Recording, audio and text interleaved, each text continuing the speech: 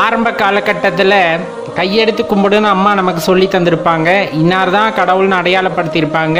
பல்வேறு விதமாக நம்ம தெய்வத்தை வழிபட்டிருப்போம். ஒரு காலகட்டம் வந்ததுக்கப்புறம் ஈசன் நம்மை ஆட்கொள்கிறார் அப்படிங்கும் போது தான் ஈசனோட அருமை பெருமைகள், அவரோட அன்பு, அவரோட காதல் எல்லாமே நமக்கு தெரிய வரும். அப்படியே தெரிய வந்ததுக்கு அப்புறமா அவர் மேலே நம்ம அன்பு செலுத்தும் போது, காதல் வயப்படும் போது, அல்லது அந்த பணிவு ஏற்படும் பொழுது தான் நமக்கு பிரச்சனைகளே ஆரம்பிச்சிருக்கும். அது எப்படிப்பட்ட பிரச்சனையாக இருந்திருக்குன்னா, நம்ம பக்தி நெறியில் இறங்காத வரலும், சிவபெருமான சரணடையாத வரையிலும் நம்ம யாருமே கண்டுக்கிட்டு இருந்திருக்க மாட்டாங்க. நம்ம பாட்டுக்கு போயிட்டு இருந்திருப்போம், கோயிலில் வழிபாடு செஞ்சுக்கிட்டு இருந்திருப்போம், இல்லை எல்லா ஆலயங்களுக்கும் போயிருப்போம், யாருமே கண்டுக்கிட்டு இருந்திருக்க மாட்டாங்க. என்னைக்கு சிவபெருமான நினைத்து நாம் சிவ வழிபாடை செய்ய ஆரம்பிக்கின்றோமோ அந்த நிலையிலேயே பல தடயங்கள் அல்லது தடைகள் நம்ம வாழ்க்கையில் ஏற்பட ஆரம்பிக்கும்.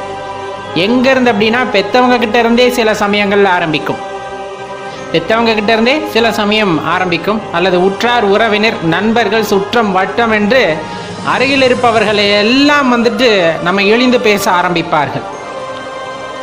கடவுளை வழிபடணும்னு நினச்சிட்டு சிவபெருமானை ஏன் வழிபடுறேன்னு ஆரம்பிக்கும். அந்த இடத்துல சிவபெருமானை ஏன் வழிபடுற அப்படின்னு ஆரம்பிக்கும். அதுக்கப்புறம்தான் எங்குமே இல்லாத ஆட்கள்லாம் நாத்திகம் பேச ஆரம்பிச்சிருப்பாங்க. கடவுள்னு உண்மையா, கடவுள்னா இல்லையே, அப்படி இப்படின்னு கண்ணா பின்னா நாத்திகம் பேச ஆரம்பிச்சிருப்பாங்க. அதுக்கப்புறமா பார்த்தீங்க அப்படின்னா, பல கடவுள்களை வழங்கக்கூடிய வேறு வேறு மார்க்கத்தை சார்ந்தவர்கள் தங்கள் கடவுள் தான் பெரிதுன்ட்டு நம்மக்கிட்டே பேச ஆரம்பிச்சிருப்பாங்க. அதெல்லாம் கேட்டு மனம் கொஞ்சம் கூட சஞ்சலப்பட்டிருக்காது. அடடா, என்ன எல்லாரும் இப்படி பேசுகிறாங்களே, எல்லாரும் இப்படி சொல்கிறாங்களே, ஒருவேளை அவங்க சொல்கிறதெல்லாம் உண்மையா அப்படின்னு கூட நம்ம மனசானது தடுமாறி இருக்காது. ரொம்ப ஆணித்தனம் நின்றுக்கும். நான் பற்றியது யாரை? சிவபெருமானை. யார் என்னை ஆட்கொண்டால்? சிவபெருமான் என்னை ஆட்கொண்டார். அப்போ இவங்க பேசுகிறதெல்லாம் என் காதுக்கு கேட்கவே கேட்காதுங்கிற மாதிரி ஆயிருக்கும். ஒரு சிலர் விரதம் இருந்தால் தான் கிடைக்கும் அப்படின்னு இருப்பாங்க. ஒரு சிலர் வேள்வி நடத்தினால்தான் கிடைக்கும் அப்படிம்பாங்க. இந்த மாதிரி பல வழிகளில் இருக்கக்கூடிய வழிமுறைகளை எல்லாம் நமக்கு கற்றுக் கொடுக்க முயற்சி செய்திருப்பார்கள். அதுலேயும் ரொம்ப பார்த்தோம் அப்படின்னா, எந்த அளவுக்கு இழிந்து பேச முடியுமோ அந்த அளவுக்கு எளிவாக பேசி இருப்பார்கள். நம்மளும் பார்த்தோம் அப்படின்னா, அவர் ஆட்கொண்டதுக்கு அப்புறமா தன்னிலை மறந்து அப்படிங்கிறத விட தன்னை பற்றி அறிந்து கொள்ள வேண்டும் என்ற வேட்கையில், என்னுள் இருக்கின்ற ஈசனை உணர்ந்து கொள்ள வேண்டும் என்ற வேட்கையில் சதா சிவனோட ஞாபகமாகவே இருக்கும்.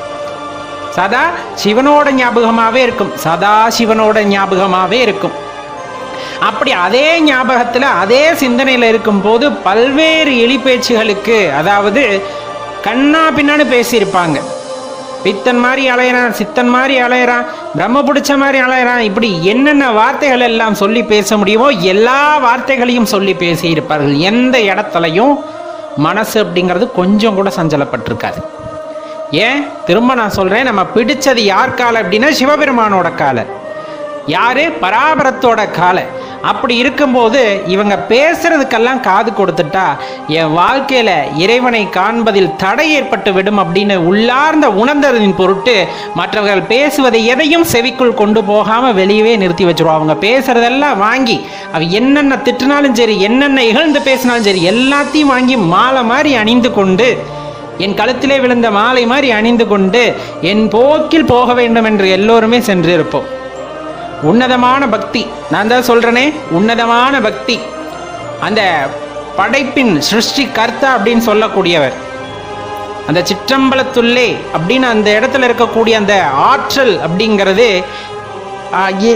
என்ன சொல்கிறதுனே தெரியல. அது எண்ணில் அடங்காது, அது வார்த்தையால் வர்ணிக்க முடியாது, இப்படித்தான் என்று கூற முடியாது. அப்படிப்பட்ட அனுபவத்தை நமக்குள் ஏந்தி கொள்ள வேண்டும், அதை உணர வேண்டும் என்ற அந்த நாட்டமுடையவர்களால் மட்டுமே சிவபெருமானை வழிபட முடியும். நம்ம நினைக்கிற மாதிரி எல்லா இடத்துலையும் சிவபெருமானை கண்டுவிட முடியுமா? கட்டாயமாக கண்டுவிட முடியும். எல்லாராலும் கண்டுவிட முடியுமா? கண்டிப்பாக முடியாது.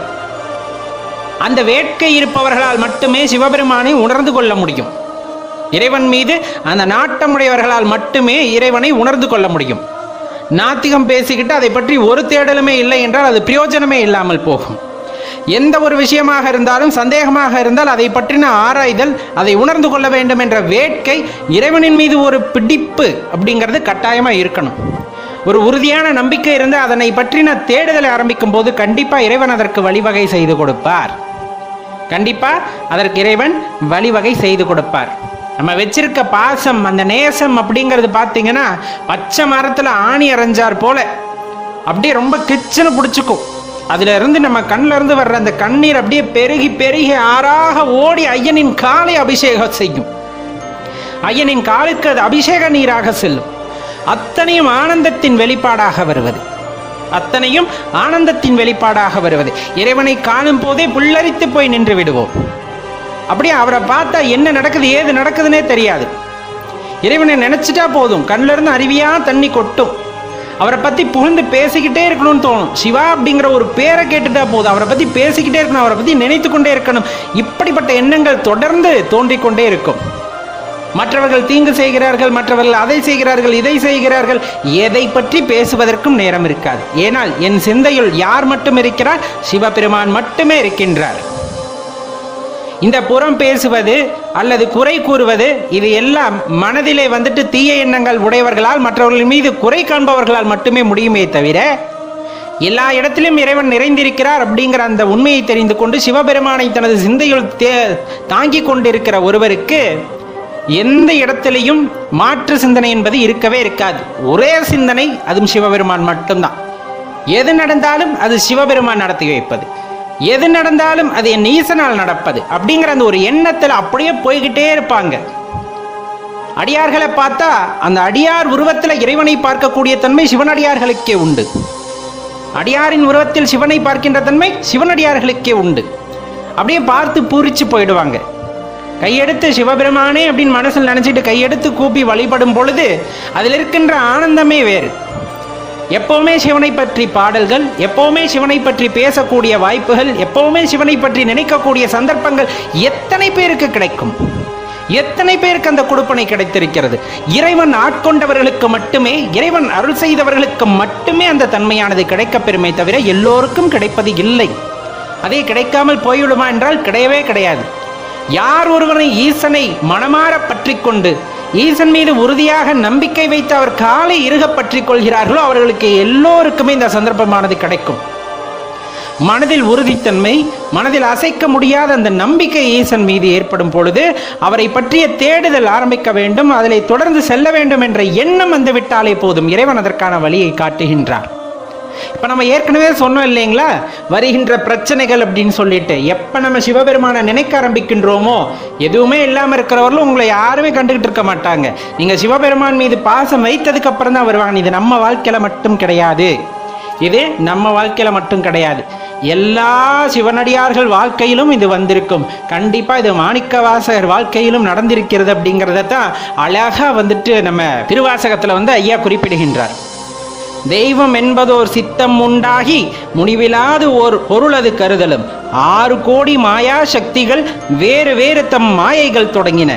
ஆத்தமானார் அயலவர் கூடி நாத்திகம் பேசி நாத்தழும்பு ஏறினர். சுற்றமென்னும் தொல்பசு குழாங்கள் பற்றி அழைத்து பதறினர் பெருகவும் விரதமே பரமாக வேதியரும் சரதமாகவே சாத்திரம் காட்டினர். சமயவாதிகள் தத்தம் மதங்களே அமைவதாக அரற்றி மலைத்தனர்.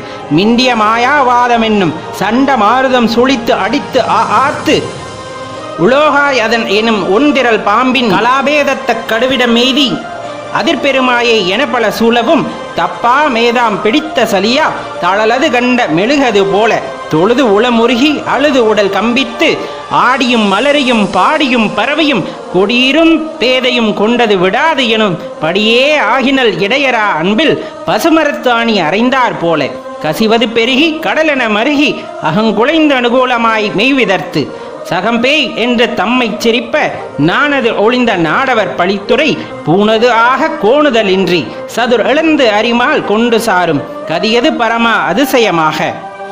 இந்த பாடலை படிச்சிருந்தீங்கன்னா உங்களுக்கு நல்லா தெரிஞ்சிருக்கும். இதை விட பெரிய அனுபவம் வேறு யாருக்கும் இருந்திருக்க போறதில்ல. ஐயா சொல்றதுலே எல்லாம் வந்துடும். இப்போ நம்ம எதிர்கொண்ட எல்லா பிரச்சனைகளும் வரும், இது எல்லாருமே அனுபவிக்கிறது தான். அதனால தான் சொல்லப்படுறது, இந்த மாதிரி என்ன எண்ணங்கள் வந்தாலும், இந்த மாதிரி என்ன எண்ணங்கள் வந்தாலும், எந்த சொல் வந்தாலும், எந்த எளிப்பேச்சு வந்தாலும் எதையும் காதுக்க வச்சுக்க கூடாது, எதையும் காதுக்க வச்சுக்க கூடாது. அதே போல பிற தெய்வங்களை நாம் எழுந்து பேசக்கூடாது. எல்லா தெய்வங்களின் வடிவாகவும் நாம் யாரைத்தான் பார்க்கிறோம்? சிவத்தை தான் பார்க்கிறோம். யாரை பார்த்தாலும் ஓம் நம சிவாய என்று சொல்லிவிட்டு சென்று விட வேண்டியதுதான். நாம் யாரையும் எதுவும் பேசுவதும் கூடாது. அதே போல் யார் பேசினாலும் நாமும் அதை காதுக்கு வைத்துக் கொள்ளக்கூடாது. சிவ சிந்தனையிலே இருப்பவர்களால் மட்டும்தான் சிவனை உணர்ந்து கொள்ள முடியும், அவருடைய அற்புதங்களை உணர்ந்து கொள்ள முடியும், அவர் யார் என்பதை, அந்த பராபரத்தை நம்மால் உணர்ந்து கொள்ள முடியும் அப்படிங்கிறத தெளிவாக தெரிஞ்சுக்குங்க. வாழ்க்கையில முன்னேற்றம் அப்படிங்கிறது வேணும். வாழ்க்கையில ஒரு உன்னத இடத்தை தெரிந்து கொள்ள வேண்டும், பிடித்து கொள்ள வேண்டும் என்றால் சிவபெருமானை பற்றி கொள்ளுங்கள். சிவமே எல்லாத்த விடையும் உயர்ந்தது அப்படின்னு சொல்றதை விட அந்த சிருஷ்டிகர்த்தா அப்படிங்கிற அந்த தன்மை சிவபெருமானுக்கு உண்டு அப்படிங்கிறத தான் நம்ம சொல்ல வர்றது.